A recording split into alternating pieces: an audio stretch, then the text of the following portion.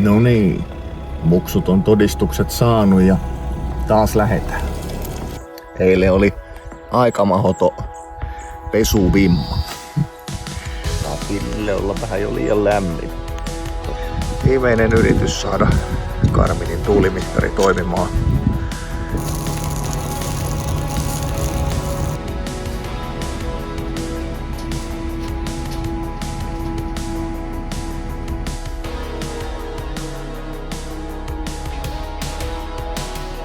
Muksut on todistukset saanut ja taas lähetään. Ei tällä kertaa Ruotsiin niin kuin viime vuonna tähän samaan aikaan, vaan Kokkolaan laittamaan vene nostokuntoon. Eli tiistaina 2.6. niin Bon Vivantti tipahtaa mereen ja toivottavasti jää kellumaan. Täällä on Kokkolassa touhuttu nyt jo pari tuntia. Masto olisi pesty. Ja odotellaan, että se kuivuu, niin voidaan sitten ehkä vahata sitä. Ja onhan siinä vähän enemmän pinta-alaa kuin Aventuran mastossa. Ja tuli vanteista otettua myös tommoset semmoset muovisuojukset tosta alaosasta pois, niin siellä oli aika lahjakkaasti levää ainakin. Että on se nyt ainakin puhtaampi.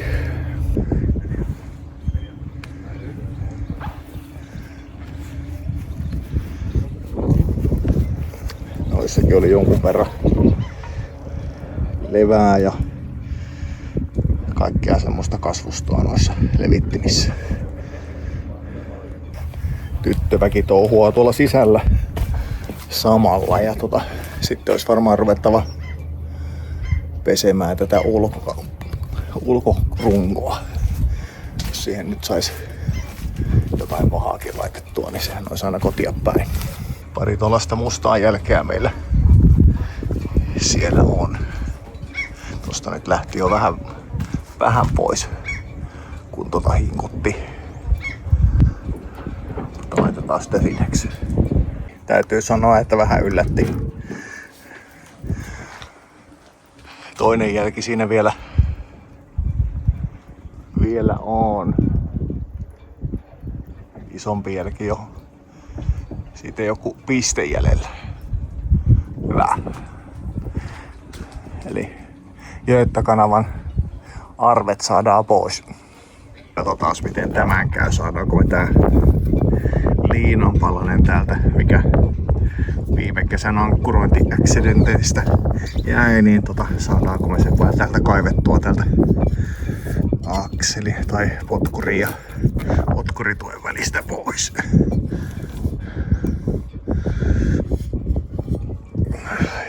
Uuden päivän uurastus.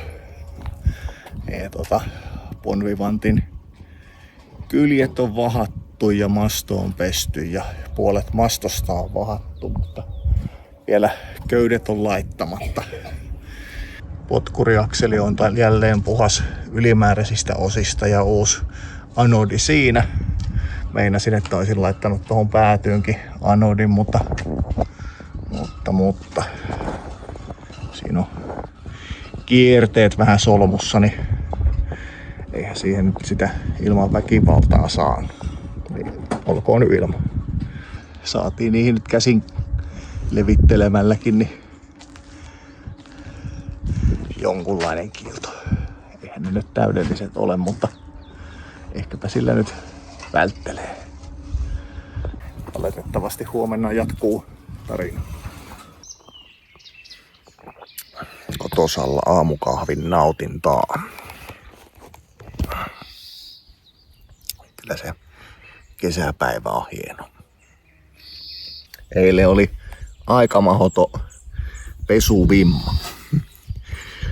Julia ja Tiia siivos sisätiloja lahjakkaasti ja minä ja Joa putsattiin masto ja runko sitten.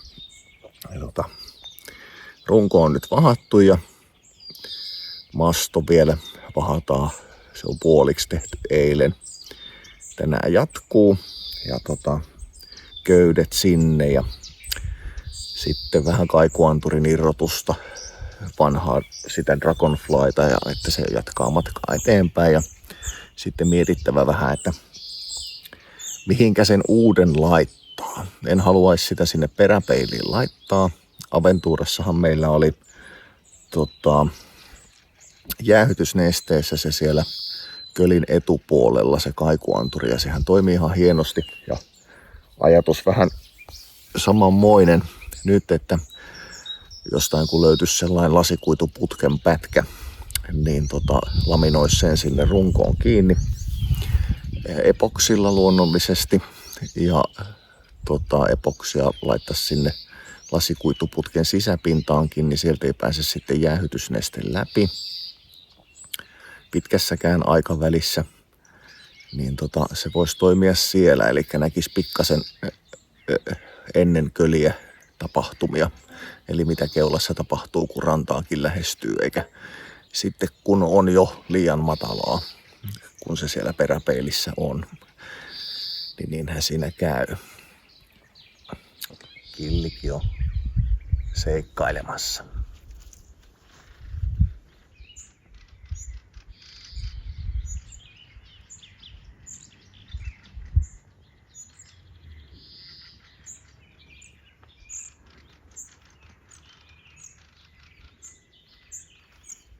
Kesälomahan alkaa juhannusviikolla meikäläiseltä, niin kuin on varmaan jo kertonutkin.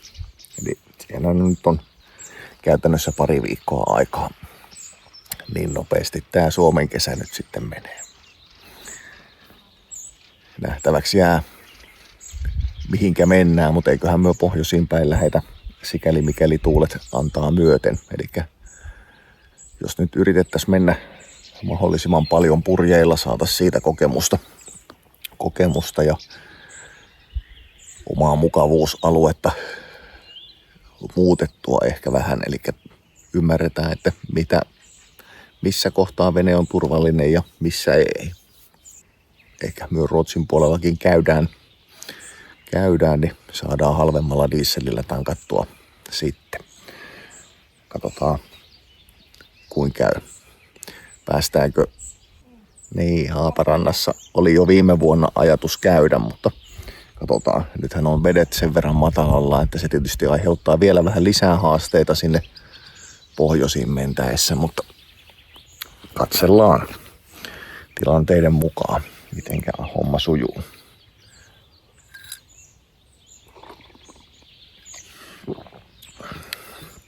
Tilaajia rupeaa olemaan reilu 800, kiitoksia siitä vaan kaikille. Ja ei yhtään haittaa, vaikka niitä tilaajia tulee vähän lisääkin, niin rupeaa YouTubestakin sitten muutamia euroja tulemaan kotia päin. Nimimerkillä Persaukiset purjehtii. Joo, jokainen, joka veneilyä harrastaa tai oikeastaan ihan mitä tahansa liikkumismuotoa harrastelee vapaa-ajallaan, niin tietää, että se X määrä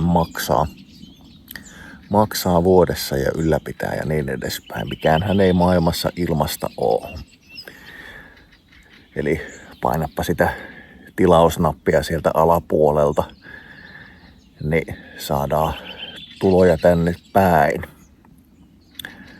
Sehän ei sulle itsellesi tilaajana maksa yhtään mitään, eli ilmasta tukemista. Samoin kuin se Thumbs-upin näyttäminen ja niin edespäin. Kaikki on ilmasta toimintaa. Että joo, katsellaan, kunhan puksut heräilee. Kello on varmaan ehkä 9 pintaa tällä hetkellä. Niin lähdetään sitten sinne Kokkolan suuntaan uudestaan.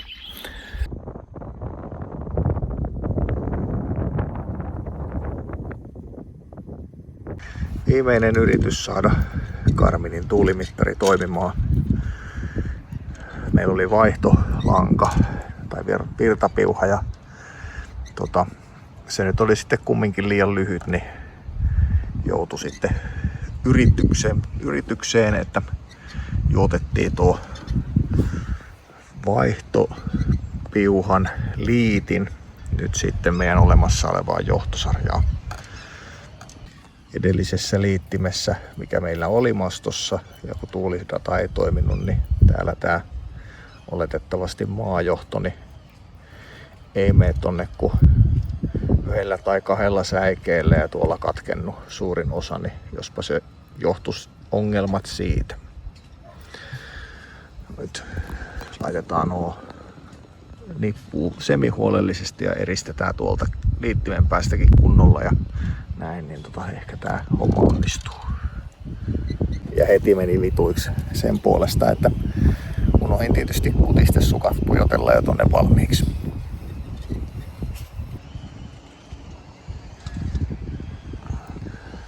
Mastossa köydet olisi sisällä ja se olisi vahattu ja putsattu ja puunattu. Toivossa on hyvä elää ja epätoivossa kuolla. No niin, täällä ollaan taas Kokkolassa. Ei se ollut kuin 3. päivä putkea, kun tänne ajetaan. Tästä on hyvä lähteä. Tänään käynnistellään moottori.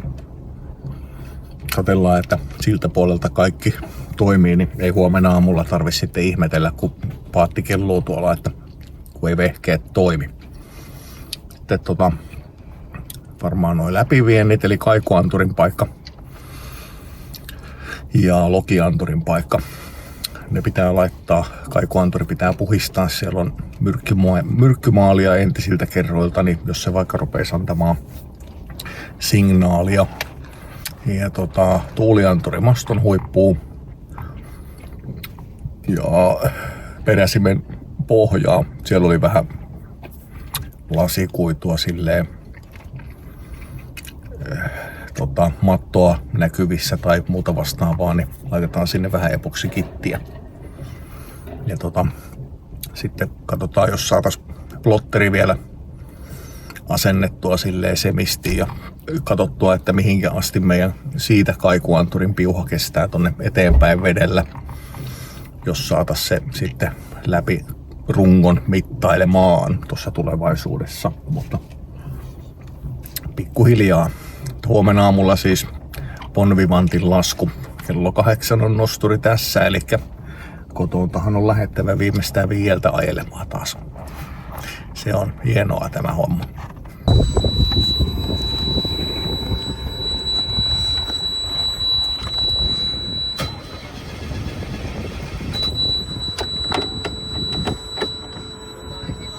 Niin oli.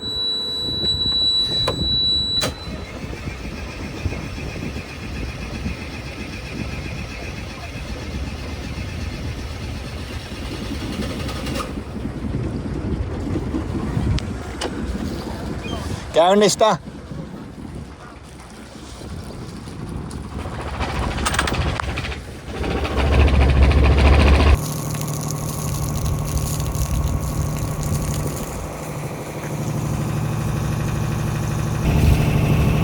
No niin, ryminen ja paukkeen jälkeen Volvo Penta käy. Niin, päädyttiin kumminkin nyt sitten kaikuanturi laittamaan siihen, missä se oli aikaisemminkin, eli tonne peräsimen viereen ulos. Ja se ei olisi ehkä ihan riittänyt, tai olisi riittänyt ehkä hyvällä säkällä tonne vessan eteen. Siellähän oli sitten jo tuplapohja, ja jos sen olisi tohon laittanut, missä nuo aikaisemmat on, niin se olisi ollut kölin vieressä. Eli olisi nyt voinut äkkiseltään vetää johtopäätöksen, että köli olisi näkynyt siinä vasemmassa laidassa sitten sitä kaikukuvaa. Eli olisi rajoittanut sen keilan leveyttä. Mutta ehkä täällä nyt suurin piirtein kaikki valmiina nostoon. Kaikki reijät on tukossa ja vielä kun muistaa availla pari hanaa, eli lähinnä vesi tai toi moottorin hana ennen kuin laittaa moottorin käyntiin, niin se on jo eteenpäin. Mutta palaillaanpa huomenna asiaan. Huomenna lienee rivistö vähän pienempi mailla olevista veneistä. Tämähän on hyvä. Ei nyt voi sanoa auringon laskuun lopettaa, mutta mitä se kello nyt sitten lienee mahdollista oli. 9 pintaa taisi olla. Joo. Ja aamu 5 tullaan takaisin. Tai lähdetään matkaan takaisin tänne päin. No niin. Täällä oltais taas 4. päivä putkeen. Tuossa eilen kotimatkaa ajaessani niin kävi mielessä, että oltaishan me nyt Joan kanssa voitu vaikka jäädä veneeseen yöksi. Oltais hoidettu tämä Joan kanssa varmasti mallikkaasti, niin olisi jäänyt eilinen ajaminen ja tämän aamun ajaminen välistäni. Mutta näin on nyt asia hoidettu ja täällä ollaan. Ja Bon Vivantti siinä oottelee puolisen tuntia reilu vielä ennen kuin nosturiauto tulee ja sitten päästään kattelemaan. Tein tuollaisen kokeellisen jutun. Epoksitasotetta vähän laitoin tonne pariin kohtaan ja peräsimen pohjaa. Siellä oli vähän rösöstä ja tosta tollaisiin pariin monttuun. Laitoin epoksitasotetta, katsotaan miltä ne syksyllä näyttää. Täällä meillä masto oottelee. Sen pitäisi olla kutakuinkin ready. Tuo muistetaan ottaa toi slingi tosta ennen pois ennen kuin lähdetään nostelemaan, niin saatetaan se saada vielä ilman repimisiä. Ja tollasen ihan kiinnitysköyden virittelin tuohon saalinkeen alle. Niin sillä saadaan varmaan nostettua, mutta pitää vielä katsoa, että takastaakin tulee, ei jää tonne väliin, niin saa sitten nosturin koukun tiputettua alas, eikä tuu ongelmia siinä.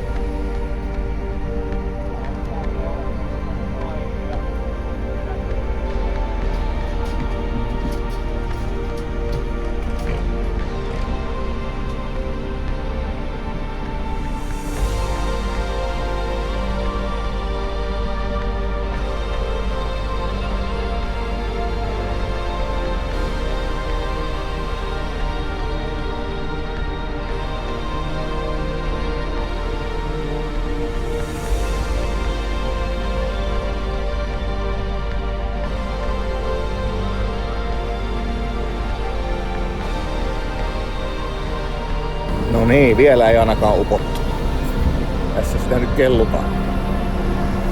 3. vene vielä ja sitten laitetaan mastoja paikalle.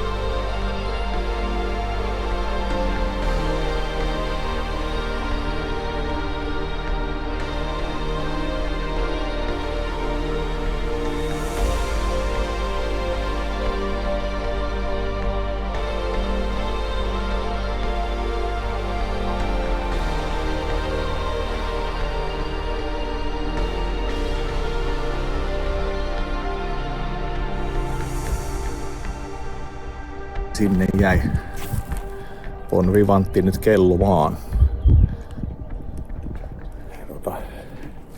Valmistelut jatkuu tulevaisuudessa. Sitten takas Mustakarille laittelemaan pukit ja muut systeemit.